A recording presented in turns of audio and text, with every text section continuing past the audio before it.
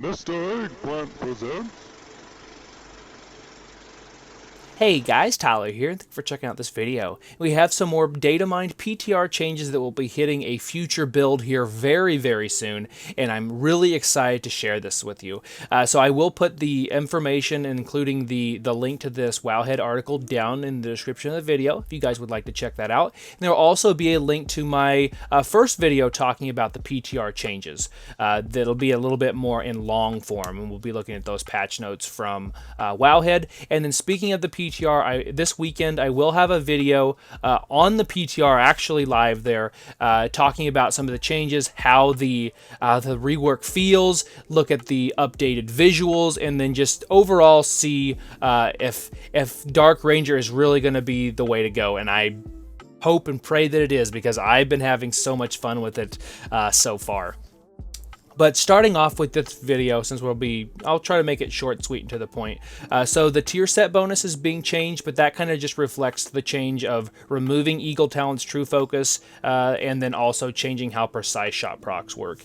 So with precise shots, TLDR on that is it used to give us 2 every time we used an aim shot, and it did 70% increased damage for Chimera, multi-shot, or arcane shot. But now it's just going to 1 charge, and it's doing 100% more damage. So it's a net gain there. It does mean we're going to be casting more unprocced our arcane shots or multi-shots, which means they cost more focus, but they have offset that by having more focus regeneration in our build, thanks to some other changes, which I'll highlight really fast. So improved steady shot just means steady shot does give us 10 focus baseline, but now it's going to be giving us double, so it'll give us 20 every time we use a steady shot. Huge win there, something I've been asking for and championing for a long time.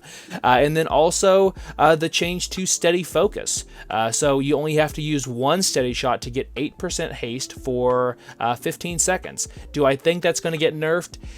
Yeah, probably. It's probably a little strong, but I mean, it's a net gain, and if it gets nerfed, it might get nerfed to like 6%. Even still, it's worth running in single target and AOE now, even though I don't want to admit that.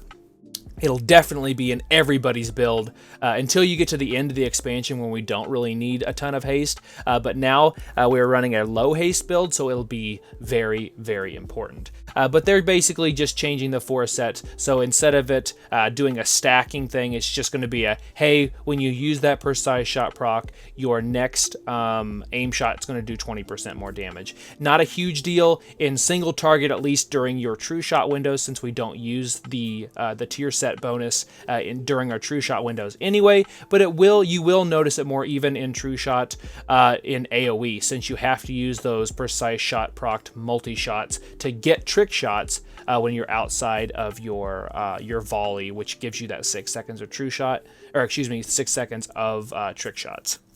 So shots. I wish they'd find some other way to describe what a marksman hunter can do.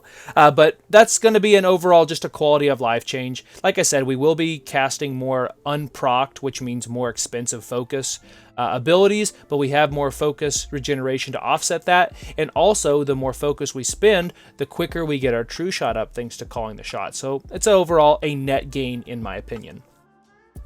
And then the other changes are going to be to hero talents, and this does work for both Marksman and Beast Mastery, but again, I'm just going to be talking about the Marksman side of things. So Black Arrow's damage is getting nerfed just a little bit, and Black Arrow is replacing Kill Shot, and then also you have that 80-20 zone like we did with Careful Aim back in the day, back in Legion, and I think Legion, and then BFA for sure, but it's just going to be having its damage lowered just a little bit. They buffed it pretty significantly in 11.0 to try to offset the fact that Dark Ranger did no damage and it wasn't worth playing. It's now worth playing on a couple of fights in Raid, for example, in Nurubar Palace, particularly those pure single target fights of Sikrin, and then also the Nexus Princess.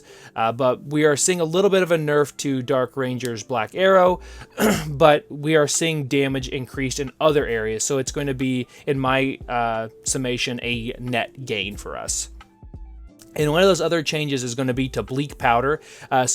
Whenever you use your black arrow while you have trick shots active, it will explode and do damage in a small area. So that'll be good for AOE, since the black arrow is not really it's not an AoE oriented ability, but with Phantom Pain and Bleak Powder, it kind of is. So it kind of shores up its shortcomings, if you will, since it'll be good for like that single target Mythic Plus boss, but then it won't be as good if you're, fighting trash right after the boss, for example. But now it will be, thanks to the Bleak Powder boost to its damage by basically double, so it's doing 200% of your attack power to those nearby enemies. It doesn't say that it has a cap, but I'm going to guess it is. The cap is usually beyond 8 targets, but as you can see down there with Shadow Surge, the very bottom one here, it says reduce damage by beyond 8 targets there.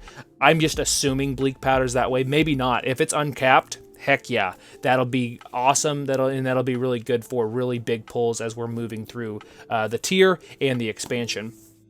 And then Phantom Pain, whenever you use your aim shot on a target that has been affected by Black Arrow, which, duh, you should be doing that, particularly in that True Shot window, 8% of that damage is now replicated to everybody else with Black Arrow. So, for example, you can dot things up with Black Arrow and then go ahead and use your aim shot on one of them, trick shotted or not, and then you're going to be doing extra damage to all those enemies with the dot.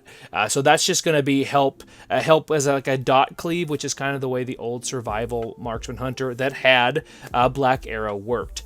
And then that Shadow Surge, this periodic damage from Black Arrow, has a small chance to erupt and do AoE damage, and that's getting doubled as well.